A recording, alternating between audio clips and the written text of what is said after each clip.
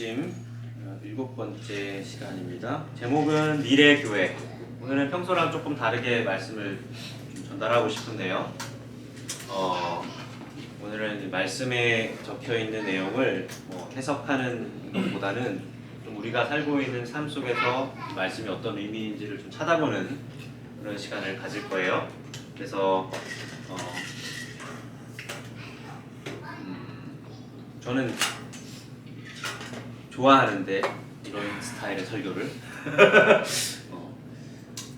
취향에 따라서 어쩔 때는 좀 그죠? 그런 설교, 어쩔 때는 좀 이런 키워드 또는 테마 설교처럼 오히려 조금 더 우리가 이 땅을 살아가는 데 있어서 좀 더 비전을 가질 수 있는 그런 말씀으로 좀 보도록 하겠습니다. 제가 두 세트의 키워드를 드렸어요. 여기 좀 보시면요, 가이드에. 자, 공통점을 한번 찾아보세요. 첫 번째 리스트는 게임, 카페인, 설탕, 음란물, 악성 댓글, 쇼핑, 술, 마약. 두 번째 리스트는 여행, 먹방, 뉴스피드, 셀카, 팔로워, 라이크. 어때요? 두 리스트에 대해서 중독을 뭔가 표현하는 듯한 그렇죠. 모두 다 좀 즐거움과 쾌감 이런 것들을 줄만한 액티비티들입니다. 조금 차이는 있어요. 물론 넘버 1 리스트랑 넘버 2 리스트는 그죠. 한국 연예 스포츠 신문 2021년 3월 29일자 기사에 기사가 이렇게 시작이 돼요. 잘 보세요. 여러분들 이야기인지. A씨는 아침에 일어나자마자 어젯밤에 잠들 때까지 확인하느라 머리맡에 놓여있는 핸드폰을 습관적으로 확인한다. 자는 사이에 밀린 메시지와 SNS 알람을 다 확인하고 답장을 보내고 나서야 침대 밖으로 나온다. 방수가 되는 핸드폰이다 보니 출근 전 샤워를 할 때도 수시로 확인한다. 차가 쌩쌩 달리는 횡단보도를 건널 때도 당연하게 음악을 듣거나 영상을 본다. 일하는 도중이나 동료들과 이야기를 나눌 때도 자연스레 핸드폰을 꺼내 SNS나 인터넷 커뮤니티에 올라온 새 글들을 확인해야 무언가 해소되는 느낌이다. 비단 A씨뿐만 아니라 우리 주변에도 쉽게 찾아볼 수 있는 일상생활 패턴이다. 누구나 비슷한 생활을 하고 있기에 경각심을 가질 수 없었던 사소한 일들이 모여 도파민 중독에 이를 수 있다는 사실을 알고 있었는가? 고씨. 자, K씨 이야기 오늘 잘 들어봤습니다. 여기도 계시네요. 네. 아닌 사람이 자, 우리 모두의 이야기 맞아요. 네, 정말 맞아요.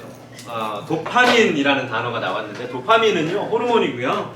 삶의 의욕을 만드는 호르몬이라고 불리는 세로토닌, 노르아드레날린과 더불어서 함께 3대 신경 전달 물질 중 하나라고 합니다.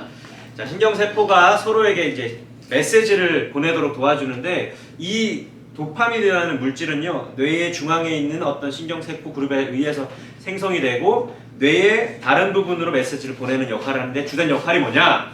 즐거움이나 만족감 그리고 동기를 느낄 수 있는 그런 어떤 기분을 어떤 그런 메시지를 전달하는 역할을 하는 거죠. 그래서 무언가 성취했다고 기분이 들뜨고 뭔가 좋을 때 뇌에서 도파민이 급증했다, 확 분비됐다, 이런 겁니다. 그래서 우리 게임 하시는 분들은요, 게임을 막 하고 있다가 반복적인 게임을 요즘 많이 하거든요. 보시면 모바일 게임 특히 보시면 계속 막 작업을 해요. 그죠, 에스터? 막 똑같은 작업을 막 계속 하는데 어느 날 갑자기 희귀템이 팍 떴어. 이때에 짜릿한 그 순간 도파민이 분비된다. 오케이, 그런 거야. 또 하나의 예를 들면 이성이랑 이렇게 뭔가 썸을 타고 있는 이런 와중에 절대 여러분 절대 사귀기 시작하는 데이 1에 sure 데이 1까지 괜찮을 수 있는데 어쨌든 대부분의 경우 그 어떤 사귐의 단계까지 이르는 그 과정 속에서 도파민이 가장 많이 분비가 되는데요. 즉 썸 타는 과정. 그래서 사람들이 썸만 타는 사람들이 되게 많아요. 왜냐하면 썸이 이제 끝나면 이제 커미트먼트를 이제 해야 되잖아요. 서로의 관계 안에서 헌신을 하기 시작하면 이제 그때부터 도파민이 나오지 않는 거죠. Anyway, 오늘 좀 이런 재밌는 이야기 좀 볼 거예요. 저희를 포함해서 저희 아들, 딸 태어나는 이 세대, 다음 세대, 이 시대에는 도파민으로부터 조종당하는 시대라고 말을 해도 과언은 아닐 겁니다. 이게 현실이고요. 어릴 때부터 이렇게 자라날 때부터 보상을 받는 것에 굉장히 익숙한 아이들이고요. 사실 이 도파민 자체가 문제는 아니에요. 조금 제가 초반에 좀 설명을 좀 더 할게요. 이해를 좀 가지고 들으시기 바랍니다. 도파민이 문제가 아니고 나도 모르게 도파민에 의존하는 것이 문제예요.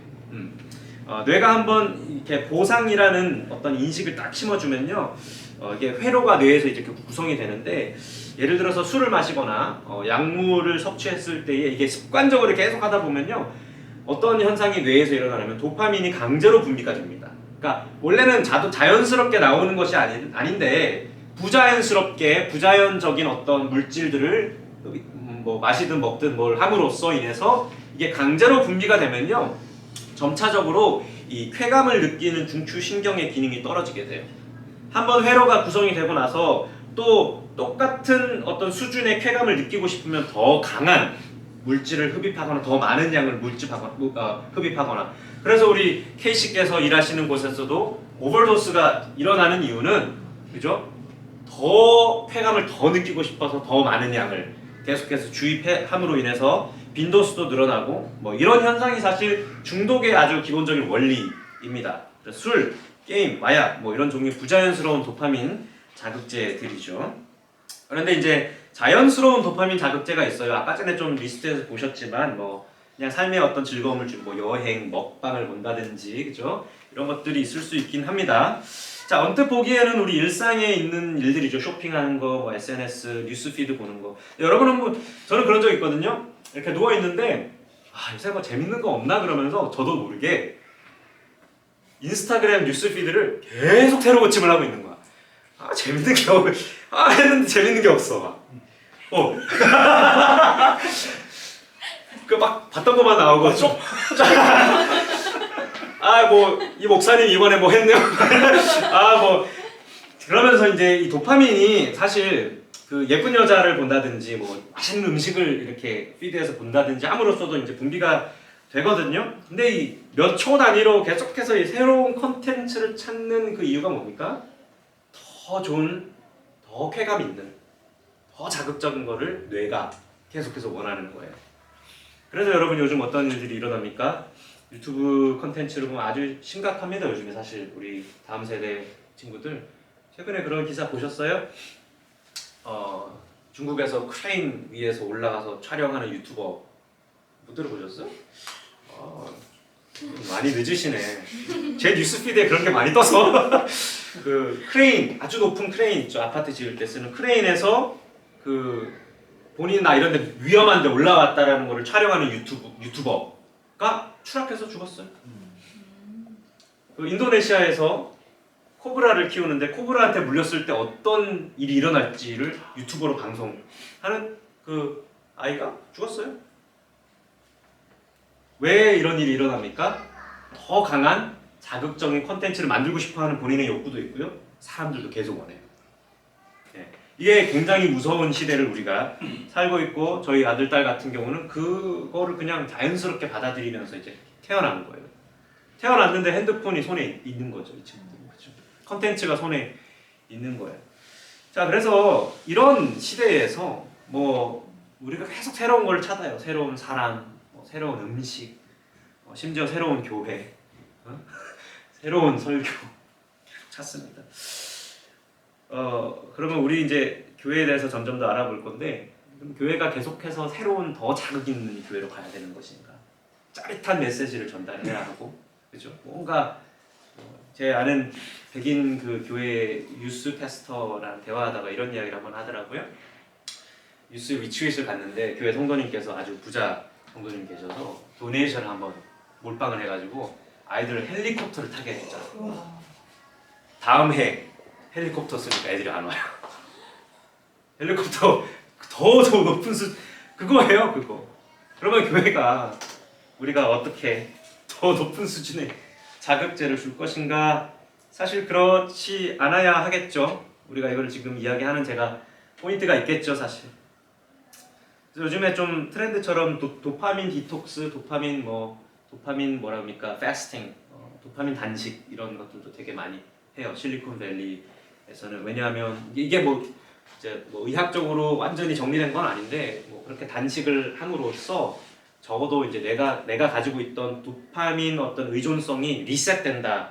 리셋. 그래서 더 자극적인 걸 원하지 않고 다시 좀 노멀로 돌아갈 수 있다라고 이제 얘기를 하는데 아직 뭐 scientifically not yet 뭐 그렇게까지 아직 뭐 정리된 거는 아닙니다. 제가 도파민에 대해서 부정적인 것만 이야기를 드렸는데요. 조금 좀 다른 방향으로 또 한번 볼게요. 도파민은 사실 없어지지 않고요. 과거에도 있었고 오늘도 있었고 앞으로도 있을 거예요. 이거 뇌 안에 있는 하나님이 창조하신 성분입니다. 근데 이 도파민은 사람들로 하여금 새로운 것을 상상하고 시도하고 도전할 수 있는 힘을 주는 물질이에요. 미래의 목표를 위해서 현재의 고통을 참게 하는 통제 능력을 향상시켜주는 역할도 합니다. 무언가를 성취했을 때 이 분비되는 호르몬으로 즐거움과 쾌감을 결정하긴 하는데 사람들 중에 도파민적 삶을 사는 사람들이 있어요. 뭐냐면 성취를 기반으로 어떤 그런 행복을 추구하는 사람들, 그런 삶이 있습니다. 한마디로 말하면 경쟁에 이겨서 빨리 성공해서 쉬지 않고 달려가는 그런 삶이 도파민적 삶이라고도 표현합니다. 근데 이 도파민은요, 한 번 반응한 자극에는 더 이상 분비되지 않는 것이 특징이에요. 그래서 위험할 수 있다는 거예요. 자, 여기서부터 이제 우리가 관심을 가져야 하는 내용이 나올 거예요. 자, 제가 그 어떤 책을 하나 봤는데 그 책에 이런 내용이 나옵니다. 저희들 여러분 다 우리 북아메리카에 거주하잖아요. 노스 아메리카. 그렇죠? 여기를 우리가 기회의 땅이라고 부르고요. 미국과 캐나다는 이민자들이 전체 이제 인구 비중에서 굉장히 많은 퍼센티지를 차지하고 있어요. 근데 미국과 캐나다는 이 많은 비중의 이 이민자들 중에 유명한 기업들, 특히 실리콘밸리 이런 데 가시면 유명한 기업들이나 아니면 영화사, 디즈니나 이런 것들 보시면 되게 많은 뭐 기술 특허를 냈다든지 아니면 굉장히 아티스틱한 사람이라든지 이런 부류의 아주 뛰어난 사람들이 대부분 이민자 출신이다 라는 게 하나의 특징입니다. 창업을 보면 이렇습니다. 그 책에 이렇게 리서치 결과를 적어놨더라고요. 여러 가지 리서치를 통해서 발견한 사실은 1인당 창업 건수가 가장 많은 나라가 미국, 캐나다, 이스라엘, 호주래요. 근데 이 네 나라 중에 세 나라가 전 세계에서 가장 많은 이민자를 받는 나라다. 그렇죠?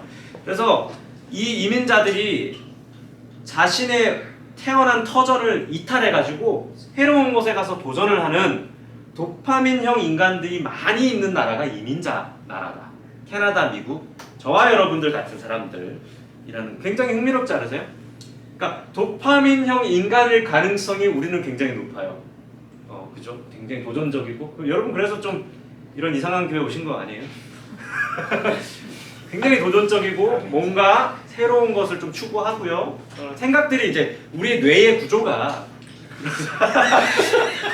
처음 왔는데 이상한 사람 심지어 저렇게 그걸 개척하겠다고 모였다는 게 뭔가 의미하는 것 같습니다.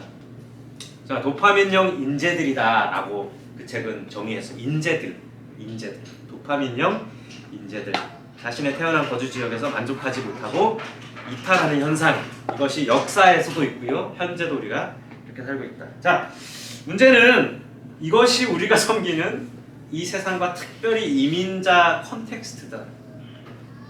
짜릿한 도파민을 선사하는 교회가 될 건가요 우리가? 더 이상 새로운 것에 반응하지 않는 이 다음 세대에게 더 짜릿한 것을 주는 트렌디한 교회가 되어야 됩니까? 우리는 미래의 교회에 관심 있는 교회예요. 미래의 교회. 다시 말하면 좀 다음 세대의 교회라고도 볼 수 있는데 저는 이 다음 세대 교회를 정의할 때 이렇게 합니다. 다음 세대를 위한 사역이 잘 갖추어졌다고 절대 다음 세대 교회라고 말할 수 없다고 저는 생각해요. 여러분 좀 동의가 되세요? 다음 세대 사역을 다 갖추고 있다고 그 교회가 다음 세대 교회일까요? 저는 동의하지 못해요. 제가 생각하는 다음 세대 교회는 미래 교회예요. 미래. 앞으로 다가올 시대의 교회를 준비하는 것이 다음 세대 교회다라고 저는 정의를 하고 싶습니다. 신앙 교육을 얼마나 다음 세대 교육을 잘했는지가 흔히들 우리가 기존으로 트래디셔널 철치 안에서는 그게 다음 세대 교회다. 그래서 다음 세대 신앙 교육을 잘하면 다음 세대가 교회에 머물 것이다라고 우리가 대부분 생각을 하는데요. 얼마나 그 다음 세대 신앙 교육을 너무 잘한 나머지 어떤 일이 일어납니까? 신앙 때문에 교회를 떠나는 일이 지금 일어나는 우리가 보는 지금 이 시대라는 거죠. 너무 잘했죠. 너무 감사하고 우리 부모님 세대가 그렇게 신앙 교육을 해주셨기 때문에 그렇습니다. 그런데 그 신앙 때문에 참 많은 사람들이 교회를 떠났어요. 저는 가나안 성도라는 그 가나안과 교회의 대형화는 그렇게 동의하는 편은 아닙니다. 왜냐하면 이 두 가지는 되게 교묘하게 공통된 이유로 가나안 성도가 된다든지 대형 교회에 이름도 없는 그냥 한 사람으로 다니는 어떤 교묘한 아주 비슷한 공통점이 있어요. 그런 것 좀 쉐어하고 싶은데 저는 개인적으로 가나안 성도 중에 나는 신앙이 있는데 교회를 나가지 않는 그런 성도 중에 정말 선교적으로 내가 살겠다라는 사람은 본 적이 별로 없어요. 거의 없다고 저는 말하고 싶어요. 그리고 또 한 가지는 저는 큰 교회가 문제라고 말하는 사람 아닙니다. 오해하지 마십시오. 그런데 큰 교회에 숨어서 다니는 사람들을 지칭해서 봤을 때에 그들 또한 마찬가지로 선교적인 삶을 살지는 않더라. 제가 동의하지 못하는 이 두 부류의 어떤 현상에 있어서 좀 동의하지 못하는 공통점은 무엇이냐면 그리스도인이 원초적으로 빛이잖아요. 빛인데 라이트인데 이거를 덮어버릴 수 있는 구조를 이 두 영역이 다 만들어놨어요. 교회에 가지 않아도 나는 신앙생활을 할 수 있다라는 이 부류의 사람들과 큰 교회에 그냥 한 사람으로 이름도 없이 그냥 들어와서 예배함으로 말미암아 나는 이 빛을 원래 빛인데 뚜껑 같은 걸로 덮어버려서 더 이상 세상 가운데 빛이라고 말하지 않아도 되는 삶을 만드는 구조를 가지고 있다. 이 두 가지 양갈래가 모두 다. 그래서 저는 좀 잉글리시 미니스트리 교회에서 많이 하잖아요. 이민교회에. 좀 잉글리시 미니스트리는 그런 게토를 만드는 공간이에요. 굉장히. 나가서 챌린징하지 않아도 돼요. 내가 빛으로 소금으로 살지 않아도 나는 이민자 교회에 있는 그냥 잉글리시 스피킹 그룹에 있기 때문에 굉장히 쉽게 숨을 수 있습니다. 몇 주 전에 설교했었잖아요. 제가 감히 장담할 수 있어요. 빛으로 숨어버리면 빛인데 숨어버리면 빛을 발하지 않으면 이 땅에서 전혀 핍박받지 않고 아주 편안한 신앙생활을 할 수 있을 거라고. 소금이 그런데 맛을 잃어버리는데 더 이상 소금이 아닌 것인데 왜 자꾸 소금인 척 이런 거예요. 조금 자신감 있는 가나안들은 교회를 안 가고 가나안으로 살고요. 조금 소극적인 가나안들은 큰 교회로 가서 함께 머물면 되는 현재 현상. 저는 이 현상에 대해서 좀 관심이 있고 그러면 미래 교회가 그냥 무작정 커지고 트렌디해지고 무대가 멋있고 그렇게 가서 또 동일하게 빛을 덮어버릴 수 있는 구조를 만들어서 되는가. 저는 이 핵심을 좀 여러분들과 나누고 싶습니다. 제가 이 이야기를 방금 소금 빛 이런 이야기를 한 이유는 저는 이렇게 생각합니다. 이게 사실이에요. 우리가 비친 게 사실이고 그 빛을 덮어버리면 핍박받지 않고 편하게 살 수 있다는 게 사실이고요. 그러나 그것은 맛을 잃어버린 소금과도 같다는 것이 팩트예요. 팩트. 교회가 이 팩트를 말해줄 수 있어야 합니다. 아멘? 교회가 팩트를 말해줘야 그것을 안내해줘야. 지금은요 정보가 없어서 모르는 시대는 아니에요. 정보가 너무 많아서 그렇지. 근데 이 수많은 정보 중에 무엇이 가짜이고 무엇이 진짜인지를 말해줄 수 있는 교회가 지금 필요하다. 사람들은 진짜에 허덕입니다. 가짜와 허상, 가짜와 진짜 이 두 개가 공존하는 이 정보의 시대에 뭔가 감추어 있는 것 같은 이 진리를 정확하게 말해줄 수 있는 그런 교회, 그리고 그걸 구분할 수 있는 뇌가 있는 세대가 다가왔어요. 뭐 예전처럼 그렇지 않아요 이제는. 그리고 설교 중에 바로 구글 설치해요. 요즘 애들은 하는 말이 맞는지 틀린지 바로 설칭해요. 그런 정보화 시대에 우리가 살고 있고 교회가 팩트를 정확하게 말해주는 것이 맞다. 세상은 더 이상 하나님을 의존할 필요가 없다는 메시지를 계속 던집니다. 하나님 없이도 모든 생활이 풍성한 가정에서 태어났기 때문에 모태신앙 크리스천들은요 아주 뭐 괜찮아요. 이렇게 그냥 살면 되겠다. 제가 그런 뉴스들을 다음 주 또 섬기러 가는데 이 풍성함 속에 메마른 영혼들에게 필요한 게 정말 무엇일까요? 툴리안 차비진 목사님이라는 분이 있는데 이분이 이런 책을 썼습니다. Jesus plus nothing equals everything 이라는 책이 있어요. 그 책에 보면 이렇게 목사님 말합니다. 예수님과 교제의 시작은 그분의 필요를 느끼는 데서부터 시작된다. 다시 한번 할게요. 예수님과의 교제의 시작은 그분의 필요를 느끼는 데서부터 시작된다. 근데 우리 삶을 보시면 필요가 없어요. 니즈가 없어요. 니즈가. 풍성하고요. 일들이 잘 해결될 때가 많고요. 잘 풀리지 않는 일이 있다. 만약에. 그러면 포기하든가 다른 옵션을 택하면 돼요. 니즈가 없어 하나님한테 뭘 구해요? 다른 옵션 선택하고 그냥 잘 먹고 왜냐하면 우리가 그런 풍성함 속에서 살고 있다. 여러분 아기가 태어났는데 손가락 하나쯤은 없어지고 정말 학문이 없이 태어나줘야 그때서야 하나님을 의존합니다. 제 이야기예요. 그 정도쯤은 돼줘야 하나님한테 좀 가야겠다. 그러니까 우리의 행위를 보면 별로 그분이 필요하지 않아요. 요즘 거짓말도 안 하고요. 사람들 굉장히 도덕적입니다. 특히 캐나다 사는 우리 이 사람들은요 도덕적이고 나이스하고요. 죄를 짓기는커녕 인생에 별로 특별한 일이 일어나지도 않아요. 심지어 죄책감 없이 현대인으로 살아가는 나이스한 우리들에게 뭐가 필요합니까? 하나님이 필요하다는 걸 전달해야 되는데 너무 전달하기가 어려운 니즈가 없는데 죄에 대해서 지난주에 설교를 좀 AS를 하자면 마무리를 지난주에 좀 아쉽게 해가지고 죄를 자꾸 우리가 생각할 때 내가 지었던 어떤 죄들에 대해서 먼저 생각을 합니다. 조목조목 그 행위에 대해서 회개를 하고요. 주님 제가 이런 거 잘못했고 저런 거 잘못했고 주님 회개합니다. 사실 그런데 죄는 그런 게 아니다 라고 지난주에 말씀드렸어요. 죄라는 것은 하나님 없이 사는 그 삶 자체가 죄다. 죄 덩어리다. 사실 죄는 우리가 잘못했던 어떤 일들 때문에 죄인이 된 게 아니고요. 죄인이라는 거는 존재와 연관이 된 것이다. 내가 죄를 지은 게 아니라 내가 죄 덩어리라는 그 존재, 거기서부터 오는 게 죄. 그래서 죄의 반대는 죄 없음이 아니고요. 깨끗하고 거룩함도 아니고요. 죄로부터 멀어지기 위해서 회개기도 하고 용서받으면 되는 그런 게 아니에요. 이런 조목조목들을 리스트를 막 올려 주님 회개합니다 한다고 내가 죄로부터 멀어지는 것이 아니라 하나님을 인지하는 그 삶을 살 때부터 죄로부터 멀어지는 일이 시작된다. 그리스도와 동행할 때 빛이 계속해서 어둠을 물리치고 삶 속에 크게 자리를 잡아가는 그 과정 가운데 죄의 반대의 길로 가는 것이다. 아멘. 그것이 그리스도와 동행을 하는 것입니다. 그렇게 생각하면요. 자, 쉽게 말하면 이거예요. 행위를 통해서 자꾸 그 죄를 조목조목 이야기하고 이 행위에 대해서 내가 죄를 지은 것에 대해서 생각을 하면 하나님이 필요가 없어요. 죄를 안 지어. 나이스해, 도덕적이야.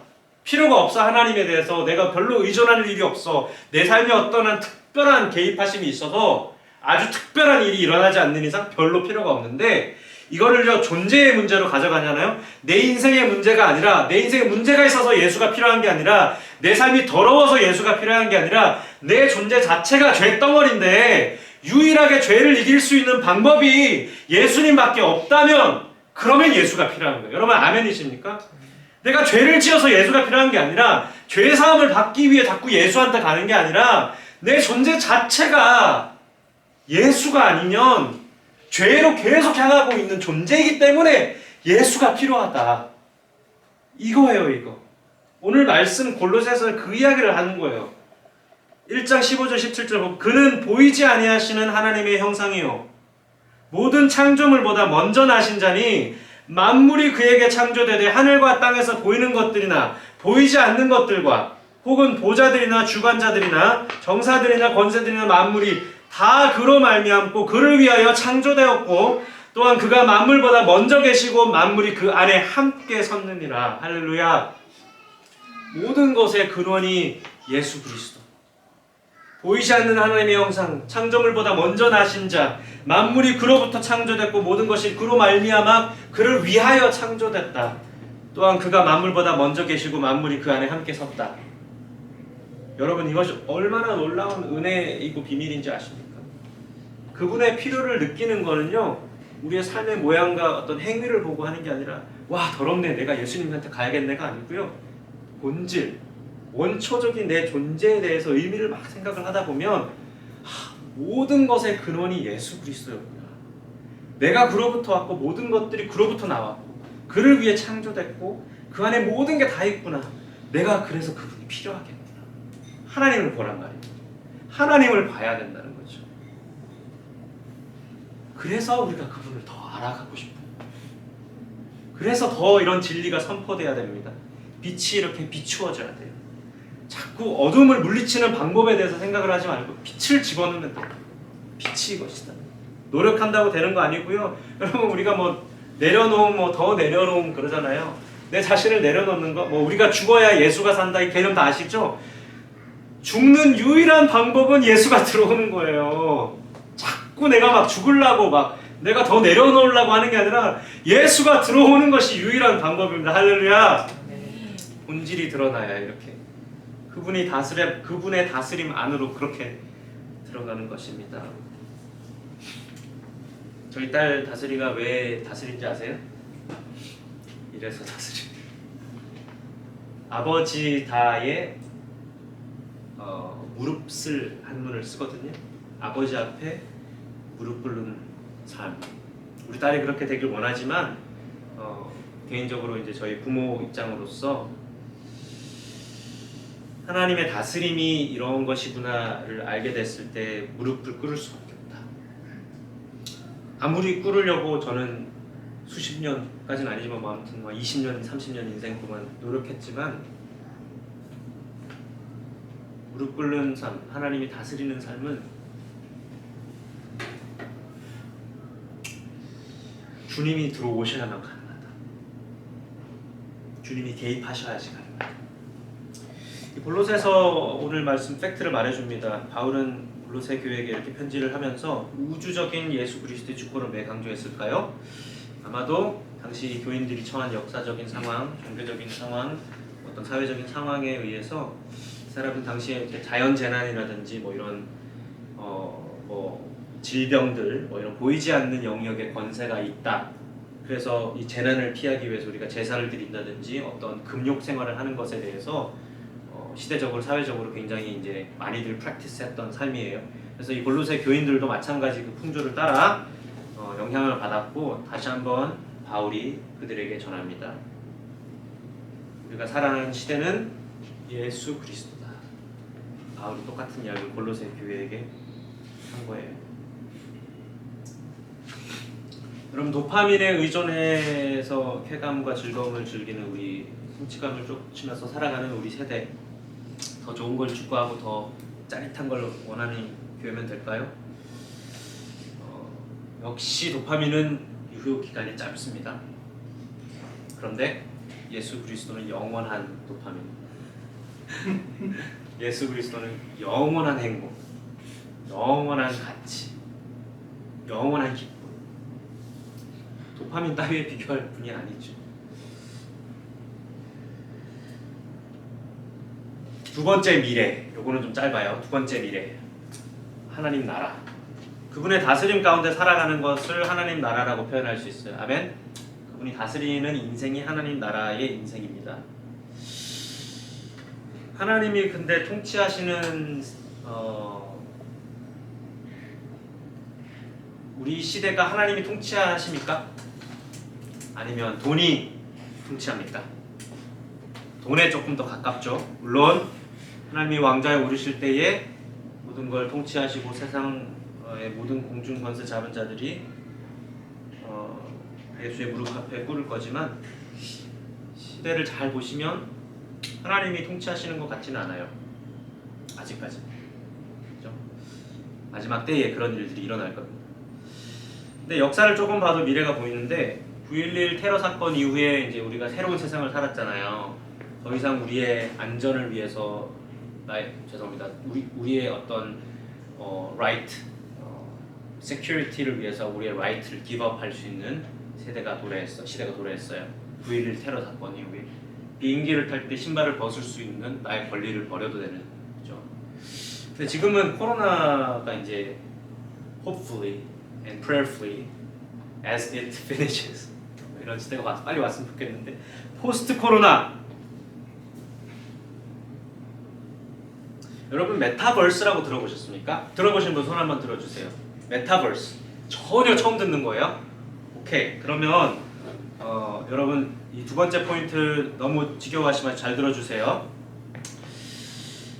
메타버스는 메타라는 단어와 유니버스라는 단어가 합성된 단어예요. 메타는 세계, 그죠? 우주, 유니버스는 유니버스 우주. 죄송합니다. 메타는 초월하다, 유니버스는 우주. 그래서 합쳐져서 현실에 초월한 그런 가상의 혼합된 공간. Virtual Reality 아시죠? VR, 그죠? AR, Augmented Reality. 로블록스 알아요? 로블록스 불러요? 오 마이 갓. 다음 세대 교회 할 건데. yesterday. 아바킨 아세요? 아바킨. 오케이. 세컨 라이프라고 들어봤어요? 1996년 세컨 라이프. 와. 인터넷 상에 나의 새로운 아바타가 있고 나의 새로운 삶이 거기 안에 있다. 아바킨이라는 게임이 그런 거고요. 뭐 로블록스도 마찬가지. 뭐 이런 메타버스라는 플랫폼의 마인크래프트 들어봤죠? 메타버스 플랫폼에 기반한 게임이고 뭐 그런 거예요. 그리고 또 여기서 따라온 앞으로의 세상 가상화폐죠. 크립토커런시, 그죠? 메타버스. 그러니까 현실 우리가 지금 physically 물리적으로 있는 공간 말고 또 다른 삶의 공간이 있다. 그게 가상 공간이다. 그래서 이 로블록스라는 게임을 미국의 아이들이 55%가 한대요. 근데 동시 접속자가 570만 명. 평균 로블록스를 시작하면 2시간 26분을 초중생들이 한다. 유튜브 평균 보는 시간이 54분이거든요. 초중생들이 로블록스 2시간 26분. 이 로블록스가 메타버스에 기반한 플랫폼입니다. 내 집을 꾸미고 가상현실 속에 내 캐릭터를 만들고 심지어 내 게임도 만들 수 있고요. 거기서 친구들을 만나고 실제 현실의 일상과 가상의 현실이 같이 이루어질 수 있는 세상이 왔어요. 그러니까 두 사람, 본캐와 부캐가 있잖아요. 본캐와 부캐가 가능한 시대가 왔죠. 실제로. 저처럼 이잡도 있고 세컨잡도 있는 게 아니라 실제로 인터넷상에 나의 부캐가 있는 거예요. 좋은 점도 있고 나쁜 점이 있어요. 근데 가상현실 속에서 내 아바타를 명품으로 꾸미는 이 초등생들, 실제로 내가 굿즈를 살 수는 없으니까 머니를 현질을 하면 굿즈를 입을 수 있는 거예요. 아바타 상에. 이런 것들이 무슨 문제를 줄까? 누구는 흙수저로 태어나고 금수저로 태어나는 이 현실에서 모두가 다 꽤 괜찮은 삶을 살 수 있는 현실, 가상현실이 있다. 그리고 최근에 이제 여러 유명한 아티스트들이 메타버스 공간 안에서 콘서트를 많이 했어요. 특히 코로나 기간 중에. 그러니까 여러분 잘 이해를 돕기 위해서 설명 좀 드릴게요. 이 아티스트가 이런 기계를 장착을 한 다음에 실제로 본인이 컴퓨터 앞에서 그냥 자신의 공연을 이제 하는 거예요. 그러면 밴쿠버 로저스 아레나에서 했으면 뭐 한 10만 명 정도 모였을 수 있을 텐데 여기에서 접속자가 막 100만 명, 200만 명이 되는 거지. 전 세계에서 다 모일 수 있으니까. 그죠? 그리고 실제로 본인이 하는 똑같은 노래와 이런 것들을 기계를 장착해서 이렇게 하고요. 사람들도 만족도도 굉장히 높고요. 더 소통도 쉽고요. 캐릭터들이 나와서 막 이렇게 하니까. 그래서 사람들이 다음 세대는 이걸 더 원해요. 더 쉽고. 부모님이 안 보내주면 못 갈 수 있는 그런 로저스 아레나에 접속하면 갈 수 있으니까. 그래서 지금 전 세계가 이 메타버스에 다 돈이 모이고 있어요. 아티스트, 엔터테인먼트, 기업들 다 지금 일로 가고 있어요. 그러면서 이 문제는 이겁니다. 실제와 물리적인 우리가 살고 있는 실제 세상과 가상이 갭이 생기기 시작하면요. 앞으로는 이 갭이 어떤 역할을 이제 사실 실제로 그 메타버스 안에 요즘에는 신입생 환영회도 메타버스로야. 한국에서는 코로나 때문에 못 만나니까 캐릭터들이 접속해서 그 최근에 우리나라 뭡니까 그 광복절이었나요? 때도 문재인 대통령이 메타버스에 나와가지고 소통하고 그랬잖아요. 이런 거 잘 모르시나 보네요. 굉장히 어리둥절한 표정으로 세상이 이래요. 네. 그러니까 이런 세상에 사는데 문제는 이 가상과 우리가 물리적으로 살고 있는 이 실제가 이제 괴리가 점점 더 이제 심해진다면 그런 세상이 온다면 우리의 컨텍스트는 뭡니까? 교회로서, 신앙인으로서 우리의 믿음을 지키기 위해서 메타버스의 교회를 하나 더 개척할까요? 우리도? 저는 뭐 그렇게 동의하지 않지는 않는데 자 괴리가 멀어지면 이런 현상이 일어납니다. 사람들이 두 세계가 동시에 움직이는데 이거를 하나는 하고 하나는 안 하고 선택할 수 있는 시대가 아니에요. 이제는 다 하니까 여러분 요즘에 스마트폰 다 가지고 계시잖아요. 옛날에 스마트폰이 나왔을 때 스마트폰 반대주의자들이 되게 많았어요. 네, 요즘에 누가 반대해요? 이거를 선택이 아니고 이제는 다 가지고 있는 거예요. 메타버스도 다 가지고 있는 거예요. 나중에는 가상의 세계를 다 가지고 있을 거라는 거지. 그러면요 자연스럽게 괴리가 생겨요. 내 삶은 이렇게 피폐한데 여기서 이렇게 좋으면 사람들이 이걸 prefer할 수도 있고요. 뭐 이상한 애들이 나올 수도 있죠. 막 중독자도 생길 수 있고 뭐 완전히 미친 애들이 나올 수 있는 거예요. 근데 메타버스와 이 현실의 괴리가 생기는 것처럼 저희가 신앙을 잘 보시면 하나님 나라와 이 땅이 괴리가 굉장히 있습니다. 신앙과 우리의 삶이 괴리가 있어요. 제가 보는 거는 이거예요. 앞으로 그 괴리가 멀어지면 멀어질수록 사람들이 무엇을 추구할 거냐면 가상과 실제 물리적인 내 공간을 최대한 그 괴리를 좁히는 것이 가장 행복한 거다라는 걸 알게 될 거예요. 이게 불행하다는 걸 아는 거지. 여기서는 엄청 부자인데 실제로 피폐한 삶을 사는 게 불행하다는 걸 알고 이 괴리를 좁혀나가는 것이 가장 큰 행복이다라는 세상을 살게 될 거예요. 그런 인식이 들어오기 시작하면서 동일하게 우리가 교회로서 이 메시지를 받아들일 수 있는 한 가지 방법은 하나님의 나라와 우리가 이 땅을 살아가는 이 땅, 이거의 괴리감이 좁혀지는 것이 정말 참된 신앙인 걸 동시에 깨달을 수 있는 시대가 올 거라는 거지. 이해돼요, 제 말? 굉장히 중요한 컨셉입니다. 이게 지금 이미 왔어요, 사실은. 그래서 사람들이 내 삶에서 어떻게 예수를 추구하는지가 중요한 삶이 됐기 때문에 너무 신앙 교육이 잘 돼서 가나안이 나오는 거예요. 그게 진짜인데 그렇게 말해놓고 왜 그렇게 살지 않느냐 손가락질하면서 사람들이 이런 대형화된 곳으로 이동을 한다든지 뭐 이런 이상한 일들이 일어날 수밖에 없는 것이다. 이 시대의 흐름 속에 그거를 우리가 캐치해야 합니다. 복음이 기독교가 신앙이 가상세계라고 말하는 메시지가 있을 거예요. 가짜다. 성경은 현실 부정이다. 가상현실이다. 이거는 하나님이 어디 있냐. 이런 괴리를 계속해서 갭을 만들어내는 시대가 올 건데 이런 시대에서 우리가 이 복음이 가상이 아니라 실제다. 이게 그냥 여기 저기 떠도는 어떤 라이브러리에 있는 어떤 책 중에 하나가 아니라 이거는 내 삶의 힘이다. 진리다. 내 삶에 꼭 필요한 것이다. 왜냐하면 이것이 내 삶에 특별한 파워가 있다. 그게 하나님 나라가 여기 임한 삶이에요. 일치된 삶이죠. 복음이 가상이 아니라 내 삶의 실제가 되는 것. 그래서 교회를 다니는 것이 아니고요. 교회가 돼야 된다는 거예요, 여러분들. 아멘. 그래서 비로소 우리의 신앙과 삶이 이 괴리가 좁혀지면서 뜬구름의 신앙이 없어지는 거예요. 하나님의 나라가 실제로 내 삶 가운데 임한 신앙의 그런 신앙자들이 어쩌면 남은 자들일 수 있겠다. 지금 여기 하나님 나라를 제가 그래서 계속 강조하는 거예요. 지금 여기 하나님 나라. 이게 중요한 컨셉입니다. 실존하는 현실의 하나님 나라. 가상이 아니에요. 여기 말씀 가상세계 아닙니다. 실제라는 거. 여러분 이것이 저는 미래교회라고 믿습니다. 그래서 골로새서 15장 후반부에 이렇게 나와요. 그는 몸인 교회의 머리라. 그가 근본이요 죽은 자들 가운데서 먼저 나신 자니 이는 친히 만물의 으뜸이 되려 하심이요. 19절 아버지께서는 모든 충만으로 예수 안에 거하게 하시고 충만이라는 게 뭔지 아시죠? 꽉꽉 채워지는 거. 하늘과 땅에 꽉꽉 채워지는 충만. 20절 그의 십자가의 피로 화평을 이루사 만물 곧 땅에 있는 것들이나 하늘에 있는 것들을 그로 말미암아 자기와 화목해 되기를 기뻐하심이라. 하나님도 이걸 원하세요. 하늘과 땅이 화목해 되는 것 기뻐하신다. 모든 것이 아버지께서는 모든 충만으로 예수 안에 거하시는데 그의 십자가의 피로 화평을 이루사 만물 곧 땅에 있는 것들이나 하늘에 있는 것들이 그로 말미암아 자기와 화목해 되기를 기뻐하심이라. 하늘과 땅의 화목, 이게 바로 예수님이 하시는 일입니다. 우리는 그래서 무엇을 위해 기도해야 될까요? 미래교회 상상할 때에 어떻게 기도해야 될까요? 첫째로는 주여 분별력을 주시옵소서.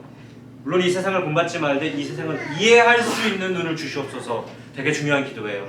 이 세상과 너무 떨어져 살지 않고 이해할 수 있는 눈을 주시옵소서. 그리고 가장 중요하게 오직 예수 그리스도가 모든 것의 근원임을 내가 먼저 인정하게 하여 주시옵소서. 예수를 붙들면 하늘과 땅의 화목이 일어납니다. 예수를 붙들면 하늘과 땅의 화목이 일어납니다. 미래는 이런 거예요. 이것이 지배하는 세상. 자, 마무리할게요. 도파민과 메타버스가 앞으로 지배할 이 미래에 교회는 두 눈을 뜨고 귀를 활짝 열고 빠르게 바뀌는 세상에 발맞춰서 예수를 선포해야 합니다. 아멘. 어찌하면 우리가 더 이상 다음 세대를 잃을 만한 여지가 없어요. 그래서 싸우고 기도하고 준비하고 계속 공부하고 계속해서 교회를 개혁하고 재구성하고 디자인해야 됩니다. 그래서 여러분 우리가 교회로 모인 이유는 단순히 그냥 다음 세대 사역을 잘 가르치자가 아니고 미래 교회를 준비하는 교회예요. 이것이 저와 여러분들의 비전이 되길 원합니다. 그랬으면 좋겠고요. 계속 그래서 기도하고요. 그렇게 나아가는 교회 저와 여러분들 됐으면 좋겠습니다. 이런 형태와 모양까지는 잘 모를 수 있어도 딱 한 가지, 예수를 붙잡고 하나님 나라가 임한 교회로서의 삶을 지금 여기에 사십시오. 할렐루야. 네.